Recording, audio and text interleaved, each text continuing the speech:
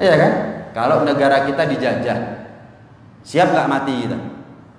Kalau agama kita dijajah, siap mati kita? Bukan saya mengatakan bela negara itu nggak penting, bukan. Cuman saya tanya balik, apakah bela agama menjadi nggak penting? Bukan saya mengatakan nggak usah bela negara, yang penting bela agama, bukan. Jangan salah paham. Kita kan siap mati kalau misal ada yang menjajah negara kita, siap mati kita, siap. Kalau ada yang menjajah agama kita, siap mati kita. Itu kan pertanyaan besar. Itu kan pertanyaan besar. Kita ini masuk surga kan bukan karena negaranya ya. Oh, ahli Indonesia, penduduk Indonesia masuk neraka, masuk surga. Ahli Jepang, penduduk Jepang masuk neraka. Enggak, agamanya. Ada penduduk Indonesia kafir, masuk neraka. Penduduk Jepang lahir di Jepang, besar di Jepang, remaja dewasa di Jepang, belajar di Jepang, beranak pinak di Jepang, mati di Jepang. Tapi muslim, masuk surga. Lah kita ini ingin masuk surga, tapi nggak mau bela agamanya. Ketika terjadi kemaksiatan di depan mata, tak apa-apa, biarkan sudah. Ya. Alaikum anfusakum, la yadurrukum man dhalla idza hadaitu. Urusannya dia, urusannya kita. Kemaksiatan dia, kesesatan dia tidak akan memberikan madarat, bahaya kepada kita selagi kita termasuk di antara mereka yang mendapatkan hidayah, mendapatkan petunjuk dari Allah Subhanahu wa taala. Ah, ini kan ucapannya orang munafik. Ini kan kenapa kok dikatakan munafik? Karena dia mundur dari sesuatu yang tidak sepatutnya dia mundur, tapi pakai dalil Al-Quran. Dia memaknai Al-Quran itu pakai hawa nafsunya, pakai akal pikirannya, bukan. Idza tadaitum itu jika kamu sudah mencoba untuk beramar ma'ruf nahi munkar. Wes dicoba, gak dirungokno, sudah dicoba malah diteror, terancam nyawa kita, anak kita, istri kita, baru mundur, nggak apa-apa. Itu pun tetap maju sebetulnya yang afdol, tapi yang jelas gugur kewajiban sudah. Lah kita nyoba belum tapi mundur. Ibarat orang mau kerja khawatir gagal panen, misalnya khawatir rugi, terus gak kerja. Ya enggak sih, patut dicoba, barangkali untung. Amar ma'ruf nahi munkar juga begitu, patut dicoba, barangkali ada yang mendengarkan. Dari 10, 1, 2 mungkin ada yang mendengarkan. Mungkin sekarang nggak didengar di depan orang soalnya. Iya. Tapi kalau sendirian di rumah, aslinya ya bener sih nasihati gua. Mungkin hidayah itu bukan di tangan kita kok. Gak mungkin diterima. Hidayah di tangan siapa? Kok kita berani mengatakan gak mungkin didengar, gak mungkin diterima nasihatnya kita? Gak bisa. Itu adalah kewajiban buat kita semuanya. Karena itu sahabat Abdullah bin Mas'ud radhiyallahu ta'ala anhu ardah mengatakan begini, menceritakan, kana ahlu qaryatin ya'maluna bil ma'asi. Dulu ada penduduk desa, penduduk satu kampung yang banyak maksiat, penduduk kampung tersebut. Wa kana minhum arba'atu nafar. Ada di antara mereka penduduk kampung itu 4 orang. Yungkiru nama ya'malu, yang selalu beramar ma'ruf nahi munkar terhadap apa kemungkaran yang mereka lakukan. Ada penduduk kampung banyak maksiat. Di antara penduduk kampung itu ada 4 orang yang beramar ma'ruf nahi munkar terhadap perbuatan mereka. Kafagama ahaduhum, satu di antara 4 orang itu berdiri, kemudian mengatakan innakum ta'muluna kadza wa kadza. Kalian sudah berbuat ini dan itu. Ya, maksiat ini, maksiat itu. Nah, kalian melanggar aturan Allah, syariat Rasulullah sallallahu alaihi wasallam. Faja'ala yanhahum wa yukhbiruhum bigabihi ma yasna'un. Kemudian dia beramar ma'ruf nahi munkar dan memberikan kabar tentang betapa buruknya perbuatan mereka. Ancaman dari Allah, ancaman dari Rasulullah, peringatan dari Allah, peringatan dari Rasulullah akan kemungkaran yang mereka lakukan.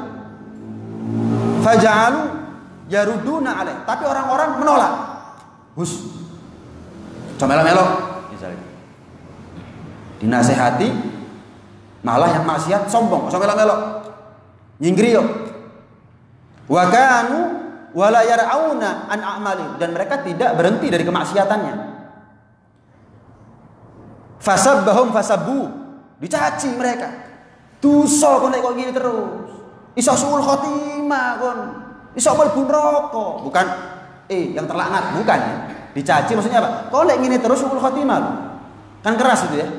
Kamu kalau seperti ini terus masuk neraka loh. Kau nggak asalkan nabi bapakmu di alam kubur dulu kelakuanmu kayak gini, dicaci, dibalas caci. Iya. Cuma melok-melok kandani kok misalnya. Ustaz gudu, keminter, sok suci, wah. Dicaci, dibalas cacian. Wa qatalahum faghalabu. Diperangi, kalah dia. Yang amar ma'ruf nahi munkar kalah.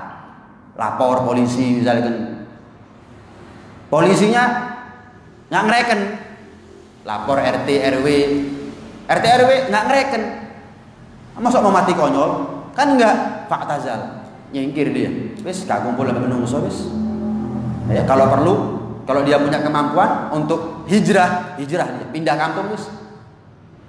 Mungkin cari kampung yang lebih enak.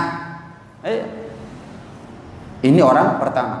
Kemudian orang pertama ini mengatakan Allahumma inni nahaituhum fa'asawni wa sabbatuhum fasabbuni wa ghadaltuhum faghalabuni thumma dhahab. Ya Allah, aku sudah beramar ma'ruf nahi munkar kepada mereka, tapi mereka enggak terima. Ya Allah, aku sudah caci mereka, kasih peringatan kepada mereka, tapi mereka enggak mau dengar. Ya Allah, aku perangi mereka.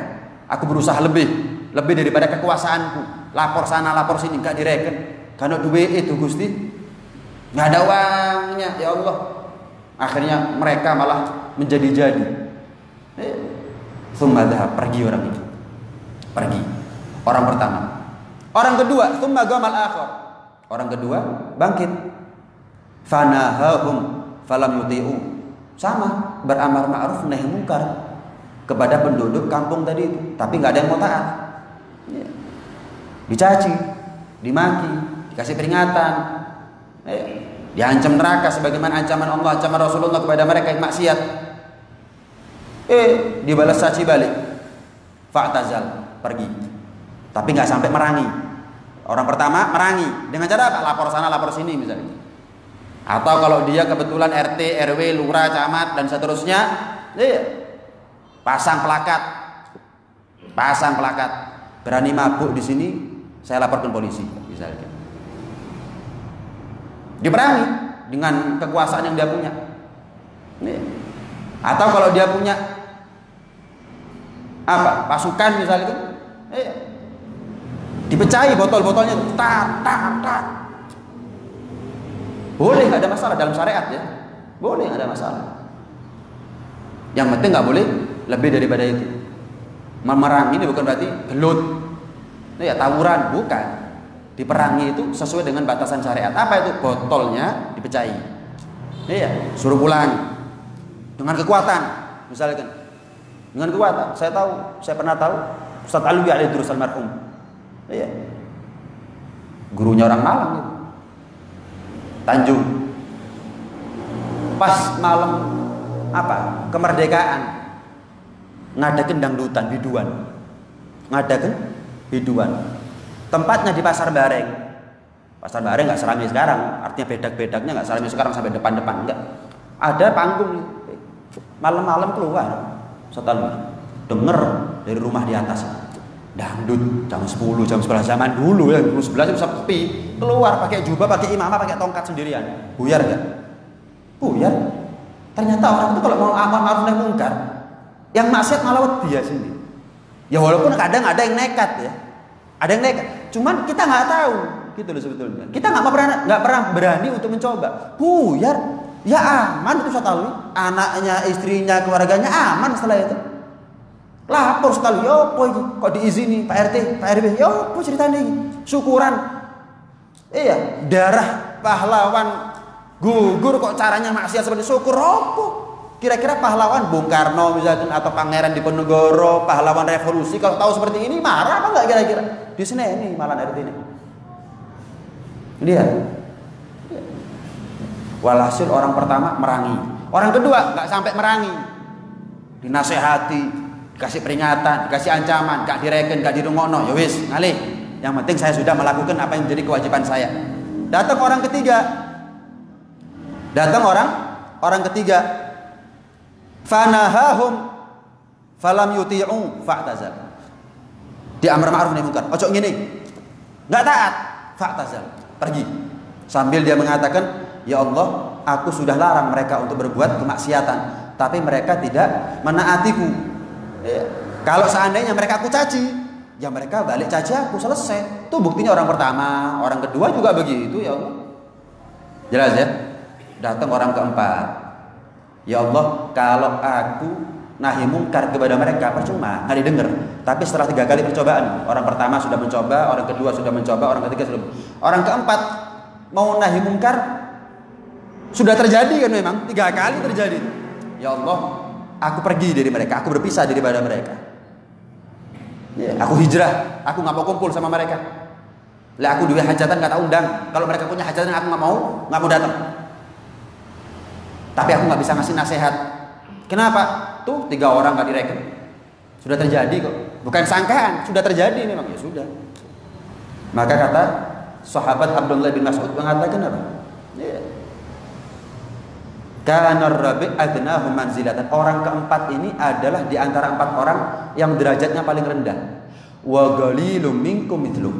Itu pun jarang di antara kita yang semisal seperti orang keempat, apalagi orang ketiga, kedua, ke satu. Kenapa? Karena kalau kita la amar ma'ruf nahi munkar, enggak amar ma'ruf nahi munkar, enggak menasehati mereka dengan baik-baik, enggak menasehati mereka dengan kekuasaan yang kita punya, enggak menasehati mereka dengan keras kepada mereka. Mungkin kita tokoh agama di tempat ini, enggak wani, enggak berani. Malah yang ada apa? Kumpul sama mereka. Berarti kita tidak termasuk di antara satu pun di antara 4 golongan ini. Amar ma'ruf nahi munkar tidak, nasihati baik-baik tidak, dengan kekuasaan tidak, ngasih ancaman peringatan enggak, pisah dari mereka juga enggak. Lah kalau kita tidak termasuk salah satu di antara 4 golongan ini, lah di mana kita? Kita di golongannya siapa berarti? Seperti saya sampaikan di minggu yang lalu, kita ini punya alasan tapi kumpul. Saya nggak suka, Beb, cuman saya nggak bisa ngasih, tapi kumpul. Lah karepe dhewe di sini. Nggak mau nurut sama syariat, yang ada syariat suruh nurut sama dia. Dia punya alasannya nggak diterima, tapi ngotot. Nggak boleh orang seperti itu. Amar ma'ruf nahi munkar itu adalah kewajiban buat kita semuanya. Naam. Wal ajab, kata Imam Al-Haddad, yang mengherankan, perhatikan betul. Apa kata Imam Haddad? Wal ajab, tapi yang aneh, yang mengherankan, anna ahaduhum idza syutim au ukhidha min malih walau syai'an yasiran. Kalau seandainya dia yang dicaci, dia yang didolimi, dirampas hartanya, diculik anaknya, digoda istrinya, misalkan, walaupun sedikit, misalkan disuwiti bojone, anak perempuannya tahu-tahu dijawil, misalkan sepeda motornya tahu-tahu diberet, misalkan, atau dicaci, dimaki, goblok, wah, habis-habisan. Tadik alaihi dunya wala yumkinuhu suhud. Menjadi sempit baginya dunia.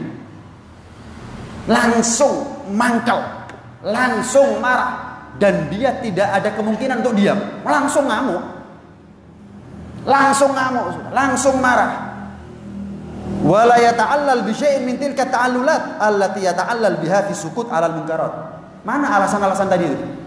Loh, kalau saya dicaci, saya enggak balas caci, tambah dadi. Kenapa dalam urusan agama iki lek jajan, terus-terusan gua akhiri.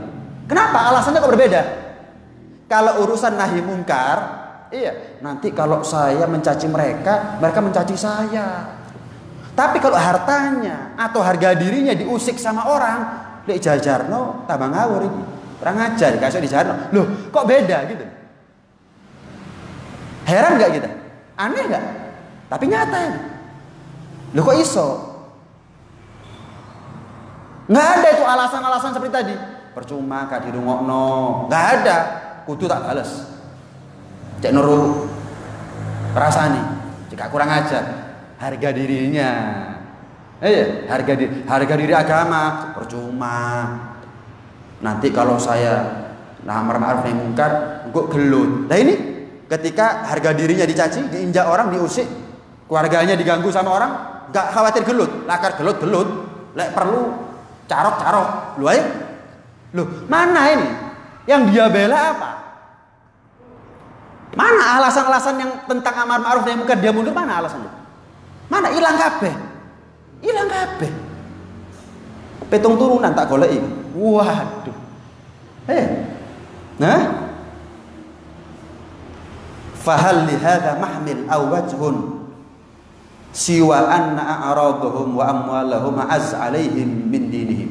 Gak ada alasan bagi orang seperti ini kecuali dia merasa harga dirinya itu lebih pantas untuk dijaga daripada kewibawaan agama. Hartanya lebih mahal daripada agama. Lek urusane dhewe dibela mati-matian. Tapi kalau sudah urusan agama kakean alasan. Ini sifatnya siapa? Sifatnya pengecut. Pokok aku aman. Pokok saya aman. Masih mabuk, wong 100 gak apa-apa. Pokok aku aman. Pokok saya bisa makan. Jarno, ada orang didolimi, jarno, wong aku iso mangan kok sih. Ini jiwanya pengecut. Jiwa orang yang penakut. Ini jiwanya orang yang lebih mementingkan dunia daripada akhirat. Nggak ada masalah. Misal ada orang mabuk, gara-gara mabuk mencelakai orang lain, Jarno. Tapi kalau dia yang dicelakai, di Jarno. Apa nunggu akibat daripada perbuatan mungkar seorang terjadi kepada diri kita baru kita amar ma'ruf nahi mungkar? Misal prostitusi terselubung, selama bukan anaknya kita kan diem kita. Kok naudzubillah kalau sudah anaknya baru kebakaran jenggot. Loh, berarti kan dia menganggap keluarganya itu lebih mulia daripada agamanya. Ngerusak anak wong jarno, pokoknya ngerusak anaknya. Itu kan kita ya. Seperti saya katakan di awal tadi, mabuk. Ini kan kenyataan ya. Banyak orang ngomong seperti itu. Gak apa-apa, mabuk. Pokoknya macam-macam. Cok sampai ini, cok sampai ngisru, cok sampai ngerampok, cok sampai begal, cok sampai nyolong, cok sampai. Lah agamanya ini loh. Kok cok sampai? Lah agamanya ini gimana ini ceritanya? Namanya orang mabuk ya kehilangan pikiran. Peteng.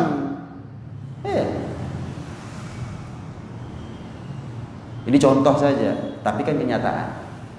Itu adalah merupakan jiwa daripada pengecut.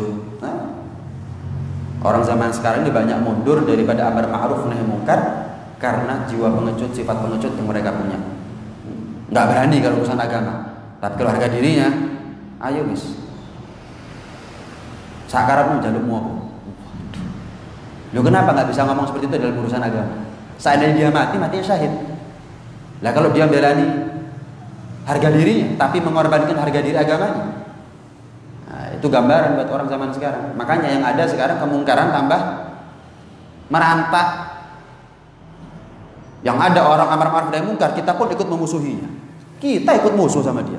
Oh, wah sih. Gak seneng mau Islam gak koyo ngono Islam itu. Islam ya apa sih maksud? Meneng. Iya, diem.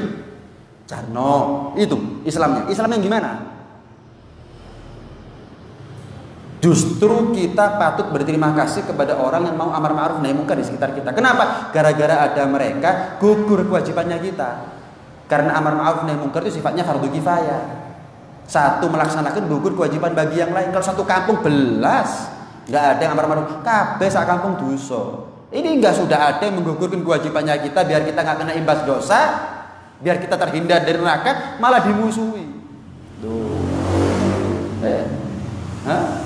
Bukan membela, melindungi, malah ikut memusuhi. Kenapa? Karena dia menimbang keputusan, kebijakan, langkah yang dia lakukan bukan dengan pertimbangan agama, tapi pertimbangannya adalah penilaian manusia, kemudian pertimbangannya adalah urusan dunia, pertimbangannya adalah resiko, dan seterusnya. Nah, di dalam Ihya Al-Imam Al-Ghazali radhiyallahu ta'ala mengatakan begini. Inna hadza laisa zamanha innahal yaum maqbulah. Zaman di mana nasihat itu tidak diterima. Kata sahabat Abdullah bin Mas'ud, itu bukan zamannya kami para sahabat. Zaman kami para sahabat amar ma'ruf nahi mungkar itu diterima. Nasihat itu didengarkan. Walakin qad ausyaka ayatiya zaman, tapi suatu saat akan datang zaman di mana nasihat tidak didengar, amar ma'ruf nahi mungkar tidak diperhatikan. Ta'muruna bil ma'ruf fayusna' bikum kada wa kada. Kapan kalian ada yang mau terjun dalam amar ma'ruf nahi mungkar, kalian akan diperlakukan begini dan begitu. Dihancurkan karakternya, dibunuh karakternya, diteror keluarganya, diusir, macam-macam dah. Wa taqulun fala yuqbal minkum, dan kalian memberikan nasihat tapi mereka enggak mau terima. Fahina idzin alaikum anfusakum. Nah, kalau sudah datang zaman seperti itu baru kalian bicara, ya sudah. Kalau begitu saya enggak mau kumpul sama mereka ahli maksiat. Kenapa? Sudah saya enggak amar ma'ruf nahi mungkar, malah saya kumpul. Yang ada malah ketularan. Seharusnya kan kita kumpul sama mereka, kita nasihati. Ini enggak kumpul tapi diem, ketularan akhirnya. Nah, kata sahabat Abdul, kalau sudah datang zaman seperti itu baru alaikum anfusakum, wis ojo kumpul. Solehkan diri kamu sendiri tapi jangan kumpul. Jangan kita solehkan tapi kumpul. Paham nih? Kenyataan enggak itu? Kita mensolehkan diri kita. Kita ahli sholat 5 waktu berjamaah tapi kumpul sama ahli orang yang enggak sholat. Kita puasa Ramadan tapi kita cekakaan sama orang enggak puasa. Loh, nggak bisa ayat tadi itu dibawa. Alaikum anfusakum bukan begitu maknanya. Alaikum anfusakum ojo kumpul ambil ahli maksiat wis api ono awakmu dewi. Tapi syaratnya nggak boleh kumpul. Nanti dibahas. Alaikum anfusakum la yadurrukum man dhalla idza hadaitum. Baru kemaksiatan, kesesatan, pelanggaran orang yang sesat, ahli maksiat, kalau kalian sudah menjauh dari mereka, kalian sibuk fokus konsen memperbaiki diri kalian sendiri, tidak akan menjadikan madarat bahaya kemaksiatan kesesatan mereka.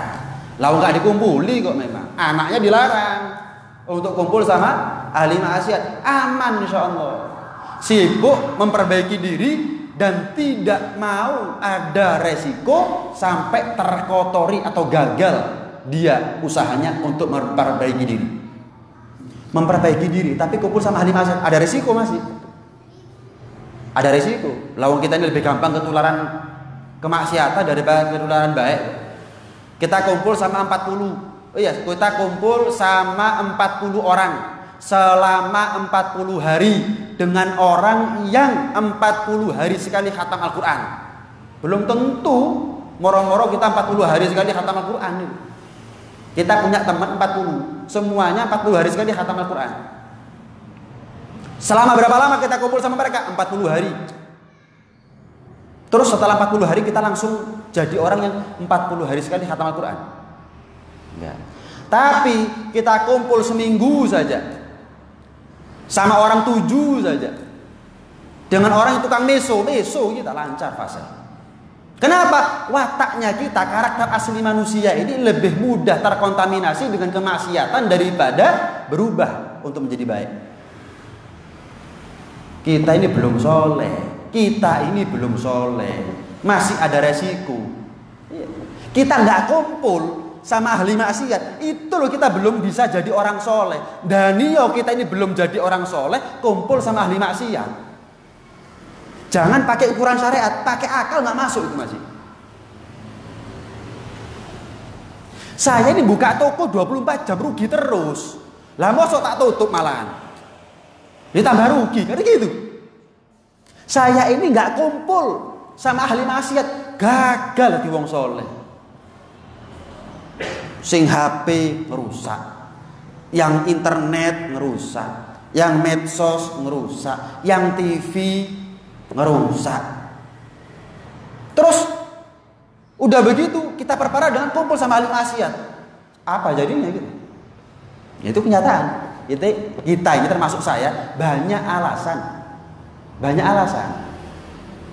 Jaluk karepe dhewe. Saya nggak mau amar ma'ruf nahi mungkar. Kenapa? Alasannya A, B, C, D. Tapi kumpul nggak ahli maksiat. Apa gak karepe dhewe? Karepe dhewe. Loh, kenapa temennya nggak sholat nggak dinasehati? Percuma. Wis dicoba, guru. Lah kok kumpul?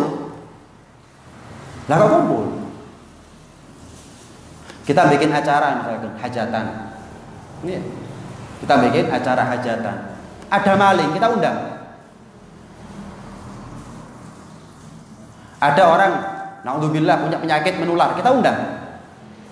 Enggak kan? Wajar ya? Enggak. Kok sepeda motornya ayo hilang. Enggak. Nanti pulang dari sini orang banyak ketularan, misalnya. Enggak diundang ya? Tapi yang enggak sholatnya apa enggak bisa nularin? Apa enggak ada efek sampingnya? Diundang tadi. Beli enggak? Curang enggak kita? Curang kita ini. Pokoknya syariat kudu nurut gini, gitu loh. Bukan kita nurut sama syariat. Nah, kalau sudah seperti itu baru kita bicara, ya wis, aku nggak kumpul sampai menungso. Saya ketemu sama orang yang baik-baik saja. Saya sibuk mensolehkan diri saya. Oh, nggak apa-apa. Selagi kita masih kumpul sama orang, jangan ngomong, yang penting kan saya orang baik. Mimpi itu namanya. Omong kosong, membual. Kumpul ambil ahli maksiat tapi kepin jadi wong soleh. Itu namanya omong kosong. Mimpi di siang bolong. Ini. Naam.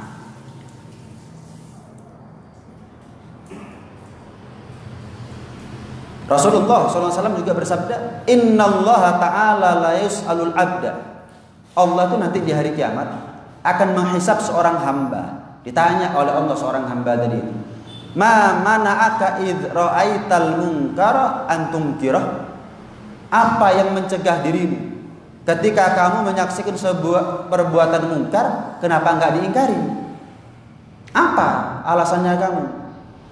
Fa idza laqadallahu al-'abda hujjatahu qal rabbi wathiqtu bik wa fariqtu minan nas. Ya Allah, aku percaya kepadamu dan aku berpisah dari mereka. Nah itu yang perlu kita garis bawahi, aku berpisah dari mereka. Aku nggak bisa ngasih nasihat kepada mereka. Aku nggak punya kapasitas. Aku nggak punya kemampuan. Aku mundur ya Allah. Dan aku berpisah dari mereka. Jadi kalau mau dibagi itu ada 3. Kita melihat perbuatan mungkar di depan mata. Apa yang kita lakukan? Amar ma'ruf nahi mungkar, dakwah. Amar ma'ruf nahi mungkar, dakwah. Loh, gini loh. Amar ma'ruf nahi mungkar, dakwah nggak harus keras. Tapi yang jelas, mau halus pun kita nggak pernah nyoba. Mau yang halus pun kita nggak pernah nyoba. Itu kenyataannya. Kita nggak mau keras, tapi dikongkon halus juga gelem. Lagi-lagi ya, karpe dewe ya. Saya membahaskan amar ma'ruf nahi mungkar, dakwah, itu bukan keras loh ya, jangan diartikan keras. Ada teman maksiat dinasehati. Misal, aku dhisik koyo awakmu. Alhamdulillah saya iso berubah. Lah aku iso apa kok gak iso? Duh. Kenapa? Mosok terus moro gelut? Kan gak mungkin ya. Mosok moro kita diidoni hanya gara-gara ngomong seperti itu? Kan gak mungkin ya. Mungkin dia gak terima dengan omongan kita. Anggap misalnya dia gak terima. Ketika dia sendirian, dia mikir dewe. Ya udah bener ya sini. Cuman karena gengsi untuk menerima kebenaran, dia menolak awalnya. Oh boy sih. Sekolah gak kalian koncoan ada aku ya, koncoan. Tapi ketika dia sendirian pulang di rumah, iya ya. Asli dia luwih parah maksiate ngene aku. Lek dia iso tobat aku asli sok luwih iso tobat.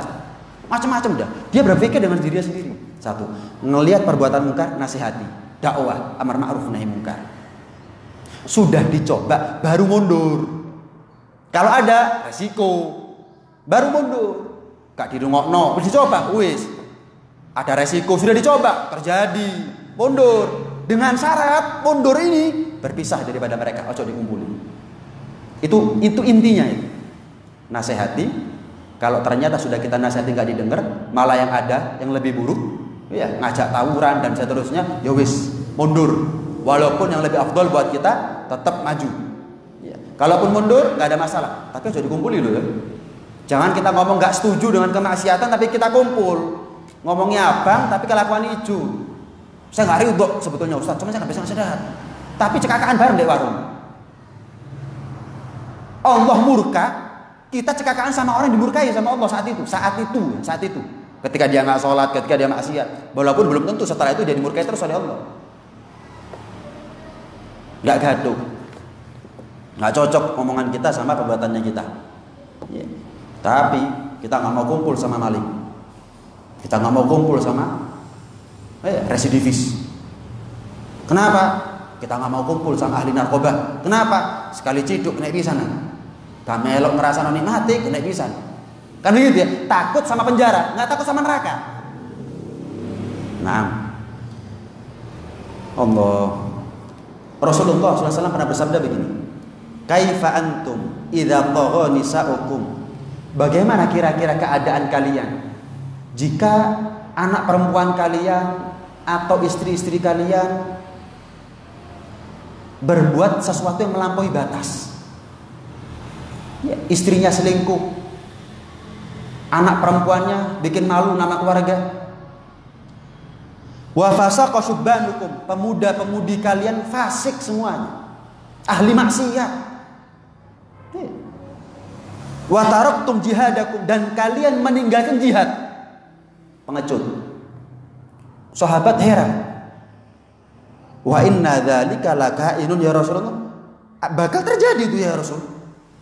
Bakal terjadi itu. Perempuan-perempuan berbuat melampaui batas, pemuda-pemudi fasik semuanya, ahli maksiat, dan orang yang hidup di masa itu nggak ada yang berani untuk amar ma'ruf nahi munkar, untuk jihad dengan memberikan nasihat, dakwah kepada mereka. Bakal terjadi itu. Naam, walladzi nafsi biyadihi wa asyaddu minhu sayakun. Iya, bahkan yang lebih parah daripada itu akan terjadi. Kaget lagi sahabat. Wa ma asyaddu minhu ya Rasulullah. Apa yang lebih parah daripada itu ya Rasulullah? Kaifa antum idza lam ta'muru bima'ruf wa lam tanhau an munkar? Bagaimana keadaan kalian jika kalian tidak mau beramar ma'ruf nahi munkar? Kemaksiatan di depan mata, enggak mau amar ma'ruf nahi munkar. Qalu wa ka'inun dzalika ya Rasulullah. Apakah terjadi ya Rasul? Naam, kata Rasul. Ya. Walladzi nafsi biyadihi, demi Allah yang mana jiwaku ada di kekuasaannya. Wa asyaddu minhu sayakun, yang lebih fatal, yang lebih parah daripada itu akan terjadi. Wa ma asyaddu minhu ya Rasulullah, apa yang lebih parah daripada itu? Kaifa antum idza ra'aitumul ma'rufa munkaran wa ra'aitumul munkara ma'rufa? Bagaimana keadaan kalian ketika kalian menghuni sebuah zaman yang ma'ruf dianggap mungkar, yang mungkar dianggap ma'ruf, yang baik salah, yang salah baik, maksiat dianggap wajar, maksiat dianggap lumrah. Akainun dzalika ya Rasulullah? Bakal terjadi. Heran di sahabat ini. Enggak ada itu. Enggak ada itu. Pernah sahabat Abdullah bin Mas'ud duduk beserta para sahabat. Tiba-tiba ada di antara mereka yang bertengkar, dua orang. Sampai karena adu mulut, salah satu di antara dua orang bertengkar ini ngadeg, berdiri, ngamuk begitu, kayak nantang begitu. Ada salah satu di antara sahabat dekatnya Abdullah bin Mas'ud yang ngomong, tak pisah ya, tak nasihati ya, saya amar ma'ruf nahi munkar ya, wis setan aja dituruti, wis dulur, wis istighfar sing akeh, apa sih masalahe ditengahi. Satu di antara mereka mau berdiri untuk menengahi, orang kedua mencegah, wis cok melok-melok, kudu urusanmu, kalau gak apa-apa. Abdullah bin Mas'ud denger, ulangi ucapan kamu. Ojo melok-melok, balenono. Kamu nggak tahu urusannya, balenono. Ngamuk Abdullah bin Mas'ud. Kamu ini ketika tahu dua saudara sedang bertengkar, tengahi. Ketika kamu bisa berbuat, kenapa diam? Nggak ngerti, cari tahu. Salah paham, benerkan. Jangan dibiarkan. Apalagi di video kalau sekarang. Gegeran, video viral, guys. Naik followernya, itu duit. Jadi orang bertengkar, bengep kabeh sing gelut, dia itu duit. Dari YouTube-nya, dari iklannya, dari endorse-nya, dari memang sengaja. Cegah dia. Lihat. Heran sahabat, bakal ada ya Rasul yang ma'ruf menjadi mungkar, yang mungkar menjadi ma'ruf. Sahabat ini sudah cukup heran. kalau ada kemungkaran nggak ada yang nasihati sudah cukup heran. Lebih parah daripada itu, lebih heran sahabat. Yang ma'ruf dianggap mungkar, yang mungkar dianggap ma'ruf. Oh no, ada itu ya Rasulullah. Apa kata Rasulullah? Cukup sampai situ? Nah, walladzi nafsi biyadihi wa asyad minhu sayakun. Ya, demi Allah, yang lebih parah daripada itu bakal terjadi. Apa ya Rasul? Ada lagi ya Rasulullah, ada. Kaifa antum idza amartum bil munkar wa nahaitum 'anil ma'ruf. Bagaimana keadaan kalian jika kalian termasuk di antara mereka yang mencegah perbuatan ma'ruf dan memerintahkan kepada perbuatan munkar. Amar ma'ruf, amar munkar, wan nahi 'anil ma'ruf. Ini tahapannya. Dari Rasulullah ngasih tahapan. Kalau terjadi kemungkaran di depan kita, kita nggak mau amar ma'ruf nahi munkar, akhirnya yang munkar dianggap ma'ruf, yang ma'ruf dianggap munkar. Akhirnya akan ada sekelompok di antara kita yang mengajak kepada keburukan itu terang-terangan. Ngajak kepada keburukan itu terang-terangan. Dan yang mencegah orang untuk maksiat nggak ada yang muncul. Kalaupun ada yang muncul, dimusuhi orang rame-rame. Ngajak kemungkaran, mencegah daripada perbuatan ma'ruf. Wa ka'inun dzalika ya Rasulullah. Apakah itu bakal terjadi ya Rasulullah? Galna walladzi nafsi biyadihi wa asyaddu minhu sayakun. Yang lebih terakhir ini, yang lebih parah daripada itu bakal terjadi.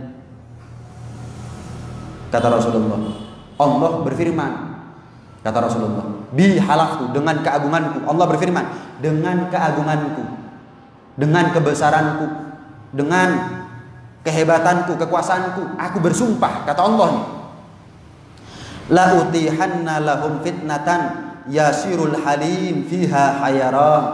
Aku pastikan akan datang suatu masa, karena parahnya masa tersebut, ulama yang hidup di masa tersebut bingung, kata di ngapakno, kata di kapakno wong iki ya Allah, neraka itu neraka kok dilakoni, bingung. Iya, ini salah, ini nggak didengar, ini minta tolong, semua orang mundur, gak wani aku, gak wani. Iya, kalau tetap maju dia kandani kok salamu, kandani ojo amar ma'ruf nahi munkar, malah disalam. Bingung orang halim, orang yang bijaksana di masa itu bingung. Ini masanya kita nih. Ulama zaman sekarang ini bingung. Dulurku kabeh katanya tak selamat no, malah dipaidu.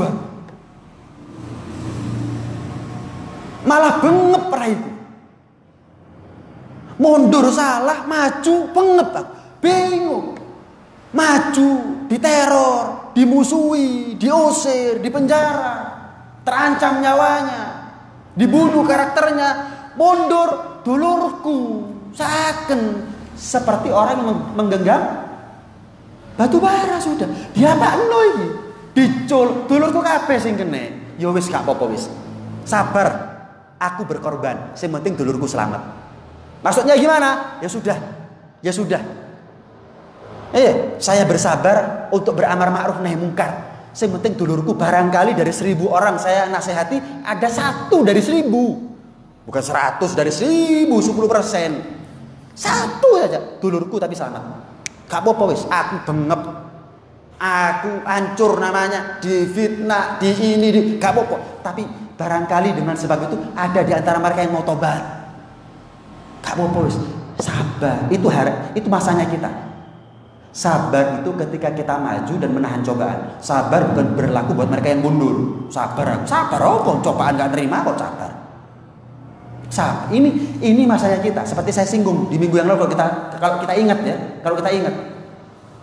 Abu Tha'labah meriwayatkan hadis daripada Rasulullah SAW. Hari ini adalah harinya manusia untuk sabar. Yang mana yang bisa sabar di dalam urusan amar ma'ruf nahi munkar, dalam urusan dakwah, kaghabidul jamar, seperti orang yang menggenggam batu bara. Kudu sabar wis. Ojo dicul kena kamu, kena yang lain juga. Ojo mundur, tetap maju. Bengepo gak apa-apa. Hancur namanya kamu, difitnah gak apa-apa. Yang penting barangkali dengan sebab itu perjuangannya kamu ada 1, 2 di antara mereka yang selamat. Wis, itu aja.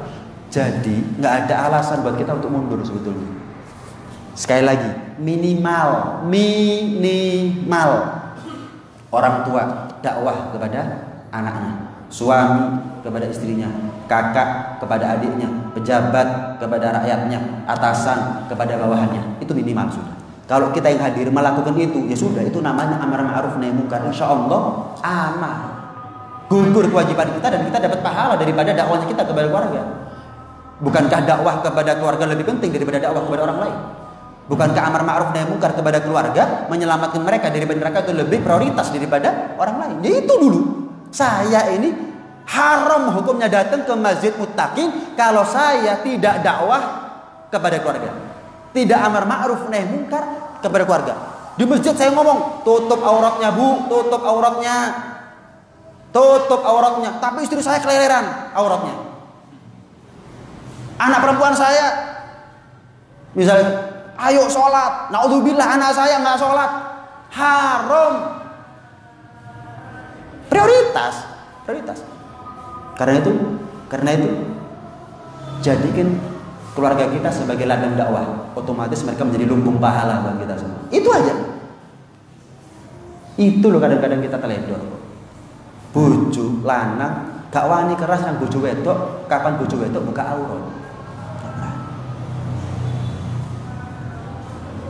Suami nggak berani keras kepada istri dalam urusan kapan istrinya misal nggak sholat, dianggap wajar. Bojo nggak sholat itu wajar, nggak apa.